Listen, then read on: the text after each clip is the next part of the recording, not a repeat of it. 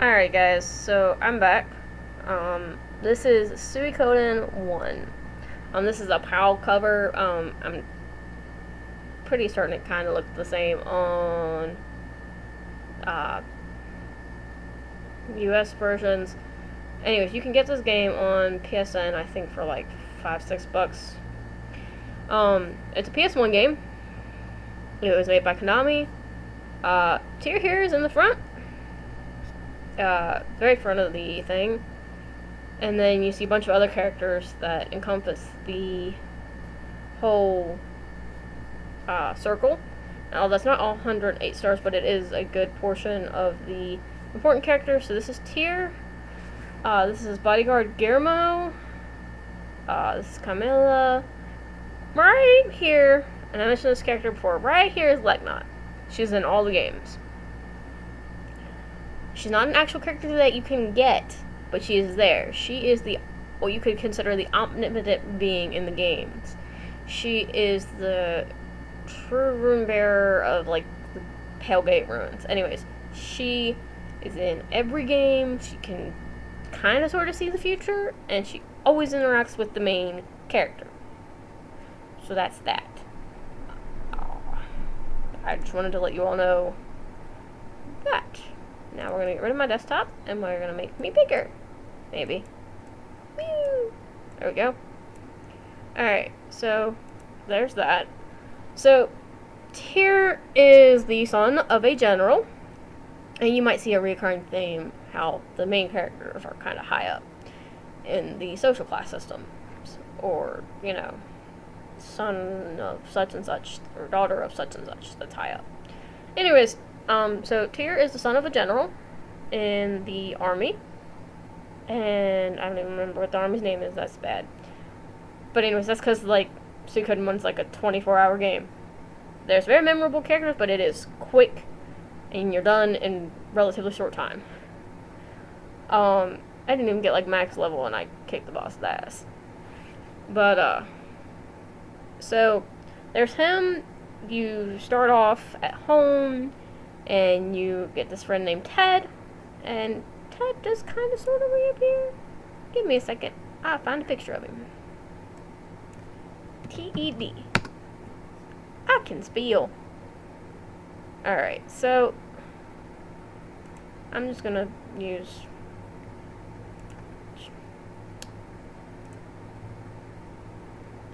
make me small again. Woo. Not that small. That's fine. Alright, so this is Ted. There's a reason I want to show him to you, because he is important to the series. He is in 1, and then he reappears in 4. And remember, 4 comes before 1. So, this is Ted in 4. But anyways, Ted is important. Ted is your childhood friend, supposedly. That's what you're told. So that's what we're gonna believe. And Ted has this rune that the bad people trying to get from him. Wendy, being the bad person. And I'm gonna stop pulling up images because I'm being lazy. But anyways, Wendy is the villain of the series. Of the first one. Her and the Emperor. Now, the Emperor and his generals, I can't really see as villains, and there's a reason. Wendy is a villain. She's the main bad person, you could say. And she wants what's called the Soul Eater Rune to get revenge, pretty much destroy the world, because her tribe was destroyed. Her and Leknot are sisters, and they're the last 2 people out of their tribe. So, Leknot has, said, okay, that's fine. I'm going to help people to not, hopefully, like, extinct other races. I'm going to help people. Wendy, on the other hand, is like, I want to kill everybody kind of ordeal. Both of them are very beautiful, but, again, complete opposite people. But the Emperor and all of his, like, 5-6 generals can't see as evil because they are all being manipulated by Wendy. Every single one of them. They have, like, this black rune, which is evil and manipulating them, and it makes them fight you. And they don't even realize, like, that they're doing wrong until you beat them. And the rune goes poof. This black rune goes poof. And, like, fades off their skin. And then you're like, and then, they apologize and they join your army. And you're like, well, I can't hate you now. Why do you do this? And that's what makes the series great, in my opinion, because they make you feel for the villain characters that are supposed to be the villain characters, except for, like, Wendy. And you're like, I don't hate you. I kind of like you. There's also a recurring theme in all of the series where there's this one, like, really aristocratic character you get that's just floozy and seems kind of weird and very feminine. I don't care. But, and so you're just kind of like, I care for you. You can have, if I remember right, you can have 6 people in your party, which is great, kind of cool. If I'm right, I can't really remember. But anyways, you can either have 4 to 6. It's either 4 or 6 characters in your party at once. You can have a guest in your party menu, which normally is someone that can, like, heal your people or give you, when you go to a shop, you can get better. You can get the stuff for cheaper, which is great. But you can essentially, like, farm, like, forever and get, like, rich.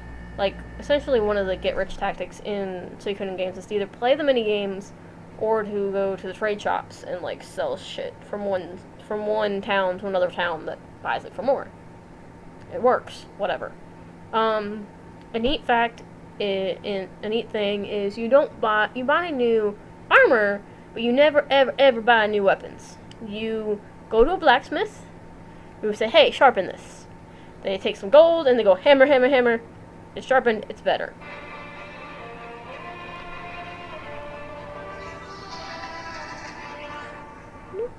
Don't know that phone number. They can leave me a message if it's that important. Anyways, so there's that. And in each game you'll get a castle or a headquarters, you could say. We're going to say headquarters because they're not always castles. But you get a headquarters to house your army because you need some place to house your army because you're building an army. And this one you're building an army to fight the tyrant that is oppressing the people. So you do that. And about halfway through the game, your bodyguard, who you've kind of grown attached to having in your party, is pretty cool. Guillermo, I think that's how his name's pronounced. He says, I will stand on this pedestal to keep this door open so you can make it through. Now, mind you, when he steps off that pedestal, the door shuts. So you leave him there. And later on, you can go back and get his axe. So you believe this person you haven't invested in is dead. So you're kind of sad because you're like, but you kill Ted really early on in the game. Ted gets, like, killed. He's dead. And so you're sad about Ted being dead. Because Ted lets himself be captured and killed, more than likely, to allow you a chance to escape. So you escape. And about halfway through the game, I believe Guillermo dies. And so you're sad. Again. And if you manage to get all 108 Stars of Destiny, which, mind you, you need a guide to get them all. You can't play these games without a freaking guide, because you always want to get the good ending, the best ending. If you get them all, like not will bring Guillermo back to life. And that is the, like, yes! I'm getting something for doing all this recruitment as I was going along. I got this character back that you were so invested in. Which is great. And then there are the war battles. Like, in normal battles, you can attack. Certain characters can co-op. Other characters, and you can use magic. And each character has their own unique weapon, which is kind of cool. Certain characters that you recruit, you can't use in battle. They're your shop owners and your cooks and your detectives and your journalists and that kind of stuff, so you can't really use them. But, like, the newspaper's kind of cool to read, the detective's kind of cool to use, find out more about other characters. You have a war strategist dude who you can play, like, practice war battles and kind of be like, alright, I got this shit. So, but each of these characters are good personalities, and you're like, I want you. I'm becoming attached to you. And there is another character death, and you're kind of upset about this other character death too. I can't remember her name, but she is leading the rebel army. And you go through part of the game, and their little base gets attacked, and she dies. And so then you're already invested in this rebel army, so then you start to lead this army. And you do end up fighting your father. I can't remember if you kill him or not. And all in all, the music is great. The war battle systems, you use attack, I think just a normal attack, archers, it's like charge, archers, or magic, and you have to choose the opposite of what the enemy is choosing, so you do more damage. And, and you can get ninjas and spies, and they can go and spy on the enemy, and you can find out what they're going to do, and then you can do the opposite, and just annihilate them and not lose anybody. Which is great. Again, why the game is so short also. Because the war battles, once you get ninjas and spies, it's just like, whoop, done. But it's a very engaging story. It makes you, you remember the story, you remember these characters. And, and you feel that you did the right thing until you get closer to the end of the game. And the Emperor turns into this dragon, this like 3-headed golden dragon, and you kill it. And then he tells you stuff, and you realize that he's just been manipulated by Wendy. And, he didn't really want to oppress the people. It was, all Wendy. And so, yeah, you created this rebel army and you stopped. But, at the cost of what? How many innocent civilians died? Was this revolution really a good thing? Could you have found out some way to maneuver in secretly and just get rid of Wendy? Because that, in and of itself, would have fixed the problem. So you're kind of like, at the end of the game, you're kind of like, I guess I did good? But you're not sure. And I think that's how all of the games leave you feeling. It's kind of like, except for maybe 4, because Kulu can go die in a fire. But all the other games are kind of like, I don't know. So, it's kind of like, I guess I did good. And True Runes also make you live forever. Actually, you just age really, really, really slowly. You can still die from, like, a death wound. You can still die if your head is cut off. And if the rune is removed, and I'll explain that when I do a 3's review, you will age very rapidly and you probably die from it if it's removed the wrong way. If it is forcefully removed from you. Anything else? The music is great. The graphics for the time are great. You can only save when you get to a save crystal, Journeyman's crystal, I don't know, whatever it's called. You save there and it ends, so it actually makes you, like, kind of sort of plan out what you're doing. So you don't just like, oh, I'm going to go to this boss battle and just kill this boss battle. I don't need to save. No, you save every freaking time you see one of them.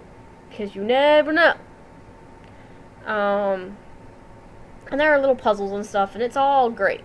Of course, with this being a PS1 game, there isn't any voice acting. And there are missable characters and stuff. But, like I said again, you will want to get all 108 characters to get the good ending where Guillermo is alive. I didn't even expect him to die, was the thing. When I was playing it, I was like, nah, I'm gonna, oh, you're gonna stand on this you're gonna stand on this pedestal, wait, if you stand on this pedestal, then you can't come out with me. And I was like, no, and then you get his axe, and I was like, no! It's horrible. Great, because it made you sorely invested, like, you were invested in this game. You wanted to, you wanted to kill these evil people because Guillermo died. And that made you feel. And all these games give you feels. I'm going to give this game a solid 8 out of 10. It's not the best in the series, and probably not the best game I've ever played, but it's definitely one of the top ones. So this is Suikoden 1. Next, I'm doing 2. Like I said, all the videos will be up today. So I will see you in the next one.